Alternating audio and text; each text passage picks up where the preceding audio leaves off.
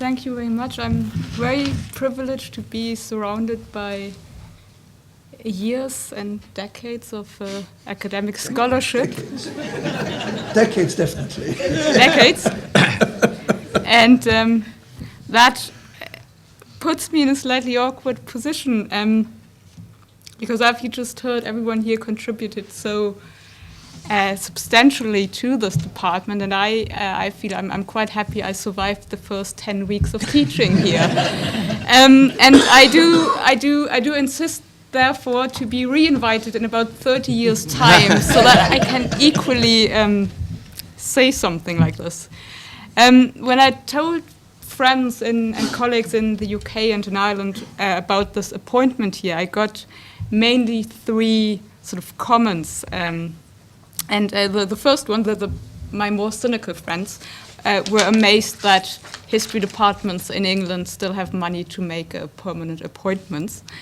The well-informed ones pointed out Essex REF results and the academic scholarship that's carried out here. And the great majority wanted to know how long it takes to get from Colchester to London, and it would be a main indicator of that would sort of mean how many times they would come and visit me, I felt. Now, admittedly, none of this really played a key role in my mind when I was wondering about what sort of teaching and researching in the history department would be like when I was sort of packing my boxes this summer.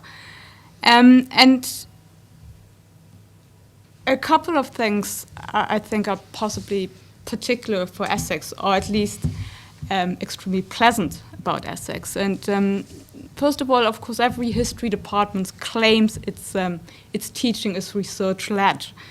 However, Essex seemed to be one of the few departments taking this actually seriously. I work on 20th century German history, which sort of per definition invites a sort of almost stereotypical list of modules I sort of would be asked to teach if in most places if you work on 20th century Germany.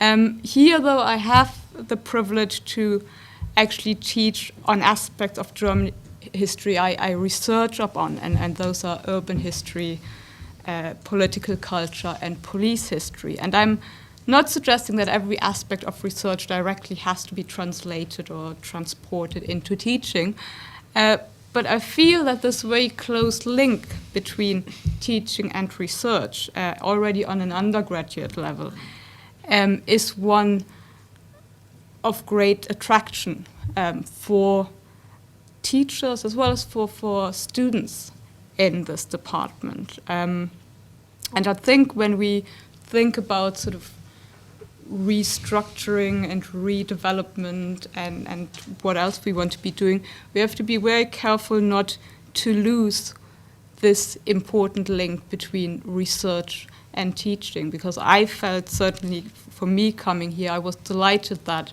I didn't get sort of a list of typical modules on German history I would be expected to teach, because that's what you teach on Germany. And certainly that was a major attraction.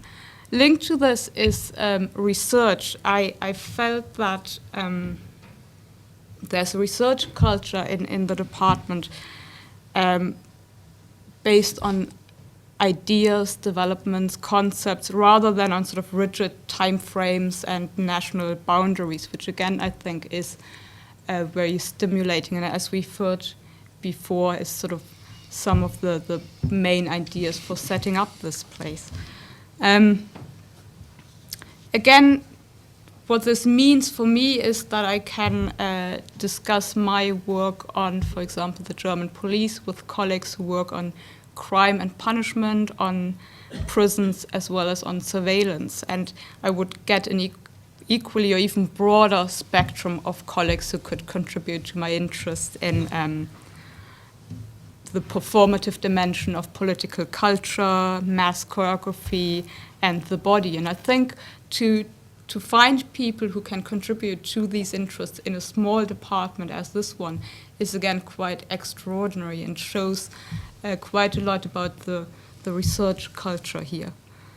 Now, obviously, none of this would work without the people who work and teach here, and I am tormented most of them over the last 3 months with numerous of questions.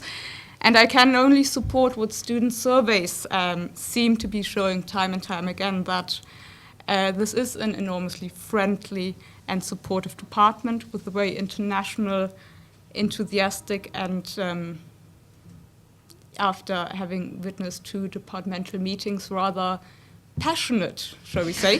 Yes, that fits.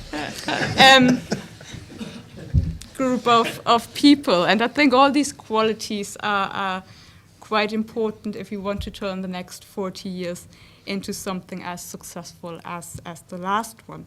Now, as a last point, I think we should not forget why we're all here, and this is also to teach students. And obviously past, current, and future students have contributed and do contribute quite enormously to the success of the department and to what we should be doing here. Also, of course, to the reputation of the department. My PhD supervisor happened to have an Essex history undergrad degree.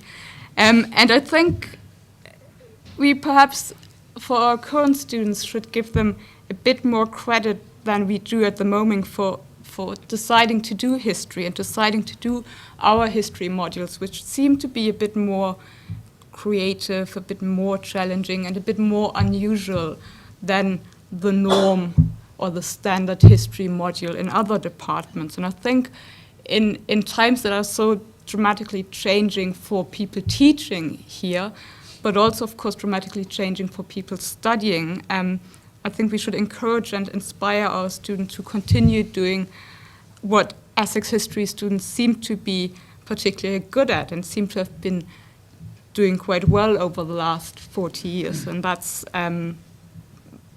you know, sort of finding our work and finding what we're trying to do here as interesting, exciting, as well as challenging as we do.